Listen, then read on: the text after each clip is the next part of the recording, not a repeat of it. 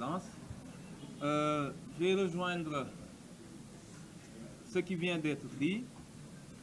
Nous constatons juste avec amertume que le président Macky Sall n'avait pas besoin de dialogue pour reporter l'élection présidentielle dans les conditions que l'on connaît. Il s'est enfermé avec sa majorité et a pris cette décision incompréhensible basée sur aucun texte légal. Aujourd'hui, il nous appelle à un dialogue. Dans ce dialogue, qui n'est pas une instance légale, il demande aux acteurs de prendre des décisions de nature constitutionnelle, c'est-à-dire de décider si au 2 avril il n'a pas réussi à organiser l'élection, s'il peut rester au pouvoir.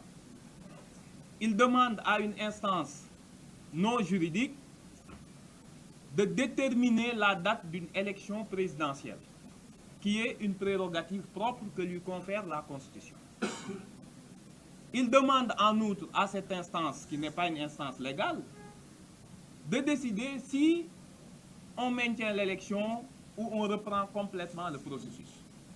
Vous comprendrez dans ces conditions que le FC25, qui regroupe les candidats retenus, ne puisse pas participer à ce dialogue sous ce format-là, où le président convoque à une foire d'empoigne entre ceux qui disent qu'il faut y aller et ceux qui disent qu'ils ne vont pas y aller, qui sont un peu de sa galaxie, c'est-à-dire des partis et mouvements satellites, pour acter une divergence et pouvoir encore être le maître du jeu.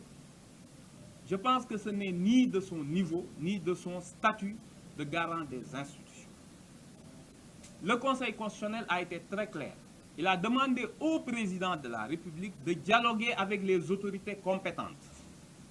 Et en parlant d'autorités compétentes, le Conseil constitutionnel ne s'est pas adressé aux acteurs politiques et autres mouvements. Il voulait que le président dialogue avec les autorités compétentes, à savoir la Direction générale des élections, le Sénat, les préfets, les gouverneurs et tout autre acteur concerné par le processus électoral pour déterminer une date conforme à l'état de distribution du matériel, etc. Il a substitué cette injonction de dialoguer avec les autorités compétentes pour faire du dilatoire. Ce dialogue n'a aucun fondement légal, ce dialogue n'a aucun fondement politique.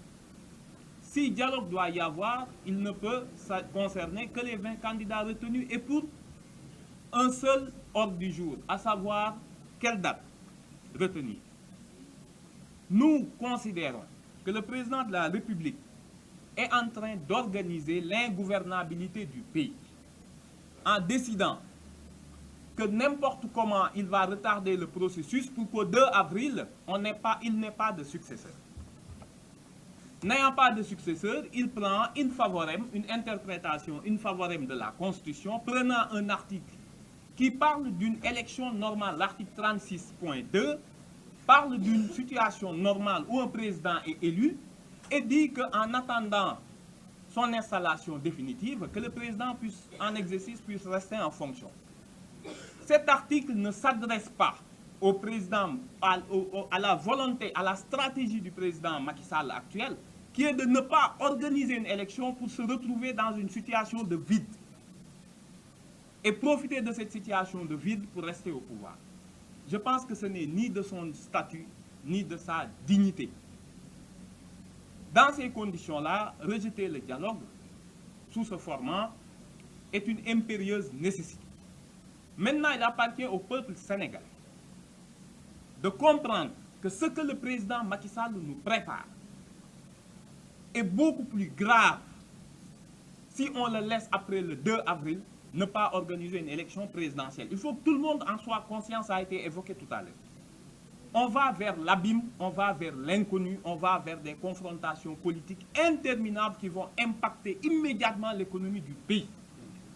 Dans ce sens, dans ce contexte, il faut que ce soit la manifestation de cet après-midi, que ce soit les jours prochains, qu'il y ait une succession de manifestations pour lui montrer, pour lui rappeler son obligation constitutionnelle qui est uniquement de fixer la date de l'élection. S'il sort de ce cadre en créant un vide institutionnel, il s'expose à une procédure de haute trahison, quoi qu'il advienne. Que s'il veut une procédure de pacification par ailleurs souhaitable, qu'il faut qu'il la déconnecte complètement du processus électoral. Dans sa dernière décision sur le désistement de Rose Wardini, le Conseil a rappelé que l'élection doit se poursuivre avec uniquement les 19 candidats retenus. À quoi bon poser la question aux candidats recalés s'il faut reprendre le processus? Juridiquement impossible. Sauf à annihiler, sauf à faire détruire, qui est l'ambition de son groupe parlementaire, de changer le Conseil constitutionnel en une cour constitutionnelle tout aussi chimérique. Et le dialogue auquel il se propose en 48 heures ne peut pas régler les problèmes qui ont conduit ce pays dans la situation que l'on connaît. Il faut que ce dilatoire cesse parce que l'économie est en berne, notre pays est vilipendé partout, nous ne sommes plus une vitrine démocratique, chacun s'attend au pire. Et ce pire n'a qu'un seul visage et un nom, c'est Macky Sall. Il faut que cela cesse. Les populations ont la possibilité, dans les jours à venir, les 48-72 heures à venir, par une manifestation ferme, démocratique, massive, montre au président de la République que le dilatoire doit cesser, que le droit de vote est supérieur aux manœuvres politiciennes. Il revient au peuple sénégalais, qui a, par le passé, perdu beaucoup d'occasions d'exprimer le pouvoir que lui confère la situation, c'est-à-dire d'être le titulaire du suffrage universel, d'exiger l'exercice de ce suffrage. Nous tenons Macky Sall pour responsable de tout ce qui pourra se passer par la suite. Il faut qu'il sache raison garder et revienne aux fondamentaux de la Constitution. Fixer une date d'élection n'a jamais eu besoin de concertation. Par ailleurs, le Conseil constitutionnel, constatant une impossibilité, lui donne les capacités, les possibilités juridiques de discuter avec les candidats qui sont tous disposés, qui sont tous dans les dispositions d'esprit d'accepter tout arrangement qui pourrait faire tenir l'élection présidentielle dans des délais pour que le successeur de Macky Sall puisse prendre les rênes du pouvoir le 2 avril. C'est le moment du peuple. C'est le peuple qui doit lui rappeler qui est le véritable titulaire de la souveraineté. Et si ce peuple décide de laisser Macky Sall continuer dans ce dilatoire, il conduira le pays inévitablement vers des lendemains incertains que l'on ne souhaite pas. L'apaisement, la réconciliation nationale passe par un préalable, l'annonce d'une date qui va apaiser les esprits, qui va remettre le citoyen au cœur. Le droit de vote est sacré. On ne peut pas le contrebalancer par des propositions alléchantes de libération ou de pacification. Nous pensons que la situation actuelle est suffisamment grave pour que l'ensemble des acteurs politiques qui souhaitent participer au dialogue de Macky Sall pour l'accompagner dans ses forfaitures s'en rendent compte. Que l'avenir, ils seront tenus pour responsables de ce qui arrivera au Sénégal. Le Sénégal a besoin de paix, a besoin de tranquillité. Nous pensons, nous appelons le président encore une fois, s'il veut dialoguer, qu'il y a les candidats qui sont disposés à le rencontrer. Uniquement avec un ordre du jour, fixer la date de la prochaine présidentielle, ce qui n'est pas un exercice difficile. Je vous remercie.